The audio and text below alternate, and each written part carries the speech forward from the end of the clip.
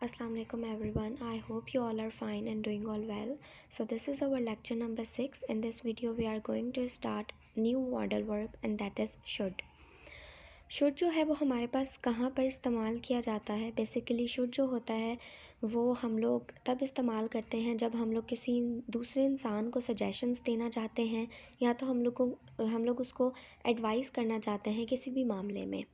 ठीक है, जैसे कि अगर मैं इसकी एग्ज़ाम्पल दूँ उर्दू सेंटेंसेस में कि तुम्हें जो है रात को ज़्यादा खाना नहीं खाना चाहिए है. ठीक है, तुम्हें जो है ब्रेकफास्ट अच्छे से अच्छा करना चाहिए है और ऑन द रेगुलर बेसिस तुम्हें फ्रूट्स लेने चाहिए हैं. तो ये जो होता है हमारे पास इस तरह के सेंटेंसेस में इंग्लिश को जब हम लोग कन्वर्ट करते हैं दीज सेंटेंसेस को, सो वी यूज़ शुड. ठीक है, इसके अलावा मैं एक और बात बता दूं कि बहुत सारे जो लोग होते हैं या बहुत सारे जो स्टूडेंट्स होते हैं वो वांट में और शुड के जो सेंटेंसेस होते हैं उनमें कंफ्यूज हो जाते हैं. बेसिकली जो वांट होता है उसका मतलब होता है चाहना, कि मैं जो हूँ ये करना चाहती हूँ या मेरा कोई भी एम्बिशन है कि मैं किसी भी टारगेट को अचीव करना चाहती हूँ.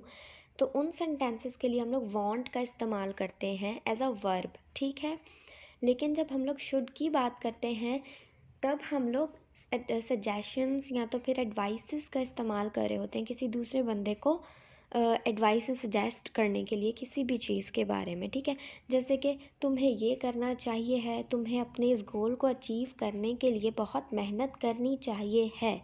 ठीक है, so there is a lot of the difference between these two like words और वर्ब्स. ठीक है, शुड हमारे पास मॉडल वर्ब होता है लेकिन वो जो होता है वो हमारे पास सिंपल वर्ब होता है जो कि हमारे एक्शंस को शो कर रहा होता है. अब हमारे पास जो आता है वो positive sentence structure of should आता है. तो इसका फॉर्मूला जो है वो बिल्कुल सिंपल है. सबसे पहले हम लोग शुड सब्जेक्ट लगाते हैं प्लस शुड प्लस वर्ब की first form and then plus object. ठीक है, इसके सेंटेंसेस कैसे बनते हैं कि सबसे पहले हमें सब्जेक्ट लगाना है, जैसे कि ह्यूमन मैंने लगाया है, देन शुड टेक वर्ब है, मिल्क एवरी डे जो है हमारे पास ऑब्जेक्ट है. Human should take milk every day और human should drink milk every day. ठीक है, सेंटेंस स्ट्रक्चर बहुत आसान है, बस बीच में वही शुड आ जाएगा. तो तकरीबन जितने भी modal verbs we have studied before उसमें सेंटेंस स्ट्रक्चर ऑलमोस्ट सेम है, but what we are changing in the structures just the modal verb. ठीक है, everyone should obey their parents, सबको अपने पेरेंट्स की जो है उनको ओबे करना चाहिए है, यानी उनका कहना मानना चाहिए है.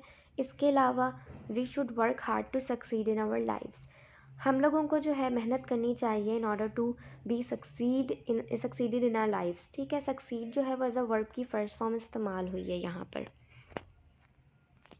Now we have the negative sentence structure of should. इसमें हमारे पास जस्ट नॉट आ जाता है, subject plus should not plus verb की first form and then object. Simple. We should not deceive other people, हमें दूसरे लोगों को गुमराह नहीं करना चाहिए है. पीपल शुड नॉट बैग, लोगों को भीख नहीं मांगनी चाहिए. Instead of it they should work hard to earn, इसके बजाय उनको मेहनत करनी चाहिए ताकि वो कमा सके. ठीक है, now we have the interrogative sentence structure of should. इसमें शुड जो है वो पहले आ जाता है क्योंकि ये हमारे पास सवालिया सेंटेंसेस होते हैं जब हम लोग किसी दूसरे इंसान से पूछ रहे होते हैं कि हमें ये करना चाहिए या नहीं करना चाहिए. ठीक है, शुड आता है, देन सब्जेक्ट आता है, देन वर्ब की फर्स्ट फॉर्म आती है, देन द सेम ऑब्जेक्ट आता है. Now the examples are, should youth use electronic devices till late, क्या जो हमारी यूथ है उसको इलेक्ट्रॉनिक डिवाइसेस देर तक यूज़ करना चाहिए है. ठीक है, where should we spend our money, हम लोगों को अपनी मनी जो है वो कहाँ पर स्पेंड करनी चाहिए. Okay, so that could also be the question I can ask from you. So if any one of you interested in answering this question, so you may answer this question in the comment section below. Okay, so we have the next negative interrogative sentence structure. इसमें हमारे पास not का इजाफा हो जाता है, should plus subject plus not plus verb की first form और plus object. Should they not yell in the open market, क्या उन्हें ओपन मार्केट में चीखना नहीं चाहिए था. ठीक है. Sorry.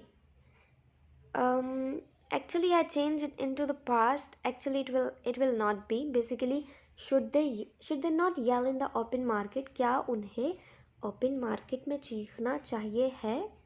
Should he not start his own business? क्या उसे अपना खुद का business start नहीं करना चाहिए है? ठीक है. अच्छा, not जो है वो हम लोग should के साथ भी लगा सकते हैं. Should not he start his own business? ठीक है.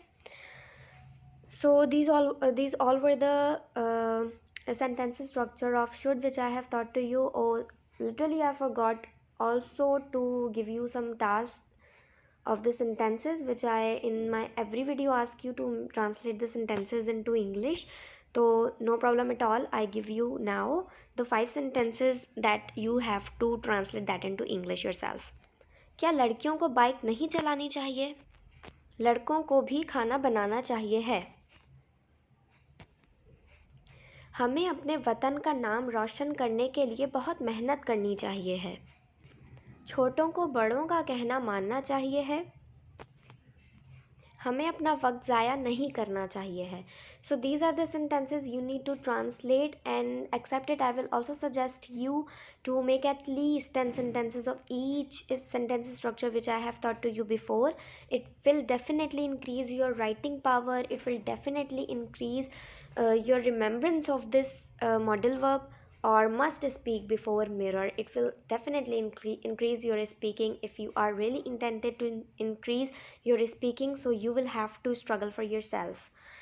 Okay, till then, Allah Hafiz, until my next video comes up. Allah Hafiz.